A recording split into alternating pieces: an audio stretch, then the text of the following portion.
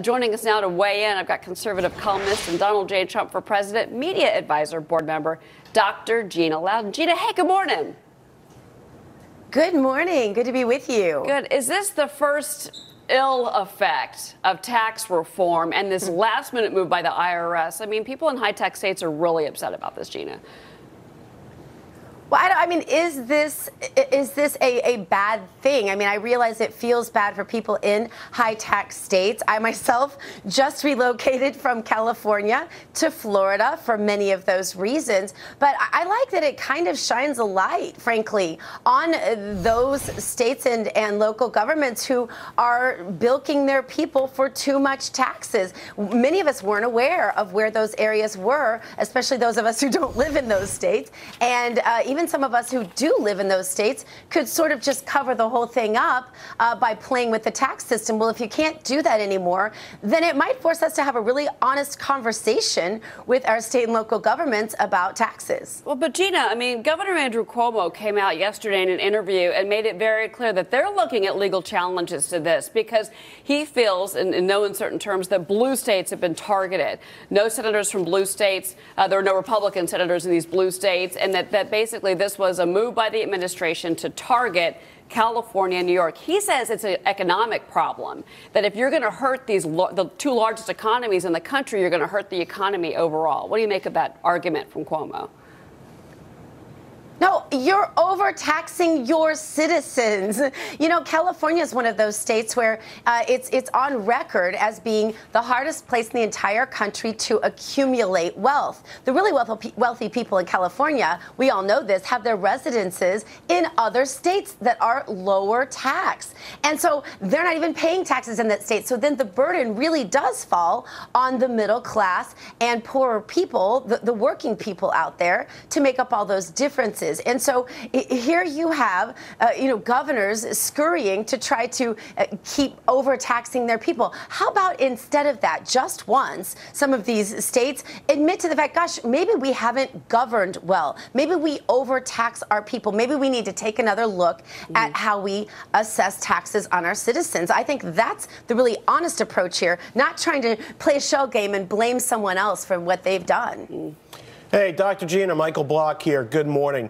Look, everyone wants lower taxes. Fact of the matter is, in some of these blue states, there is a lot of need. And, if you talk about cutting those taxes, saying give the taxpayers a break, you may be looking at some bigger deficits. But forget about that for a second. Let's talk about, you're on the President's Media Advisory Council. Are you concerned there could be some kind of backlash as the GOP tries to retain Senate and House seats in 2018 and coming years, because the blue states feel like, well, the GOP went and stuck this on us? Are you concerned about that? I get your message about, taxes are too high and now we're kicking into reform. But are you concerned about some backlash here?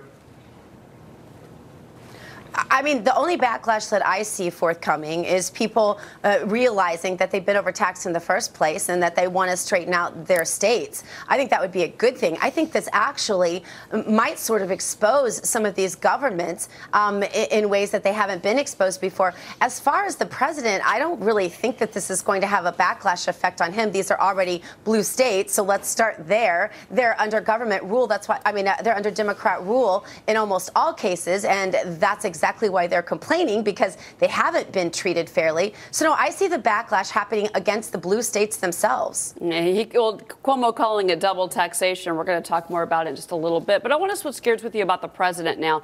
He says he thinks that special counsel Robert Mueller is, quote, going to be fair in his Russia investigation, though he says the inquiry itself makes the country look very bad. Now, this comes in an interview with the New York Times. It was a very wide-ranging interview that he gave. When asked if he would order the Justice Department to reopen the probe into Hillary Clinton's emails, the president said this: I have absolute right to do what I want to do with the Justice Department, but for purposes of hopefully thinking I'm going to be treated fairly, I've stayed uninvolved with this particular matter. Do you agree that Mueller is going to treat the Russia investigation and the president fairly?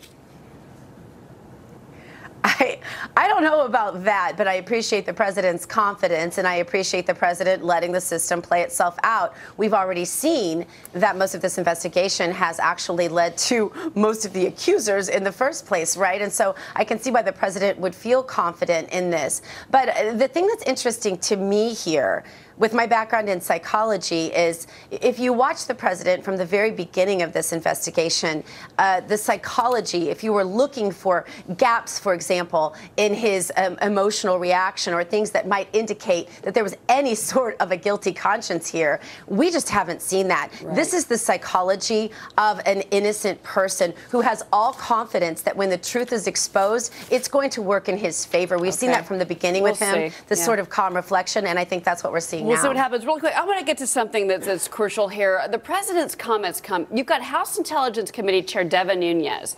He is blasting the Justice Department and the FBI for failure to fully produce documents related to that anti-Trump dossier from that British intelligence officer. Nunes added in a letter, Fox News obtained this letter. It said, quote, at this point, it seems the DOJ and the FBI need to be investigating themselves. I want to ask you about this. Gina and Amy is with me as well on set. But do you agree that the FBI and the DOJ need to look back at their internal processes after what's happened with this dossier and the fact that they can't get their hands on more details?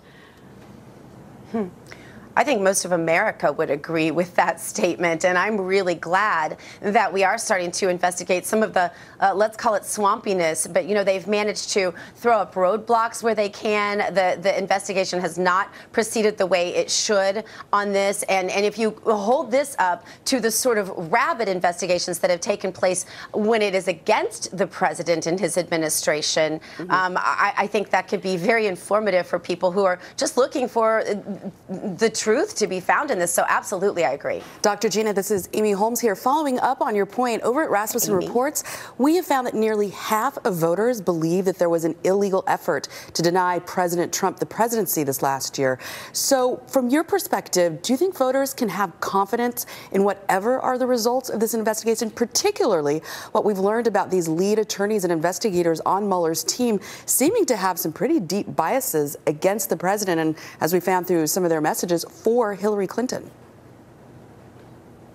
Well, I think that the sort of part of this that's the most disturbing is that we know not only that there were players who were very intimately involved who had a bias against the president, who said he needed to not be president, and then went ahead and changed some of the verbiage in Comey's report. And so when you look at it like that, you think, gosh, what else did they change? What else is out there that we need to know? Can we have confidence that that's been fully investigated? I don't know. I think time is going to tell.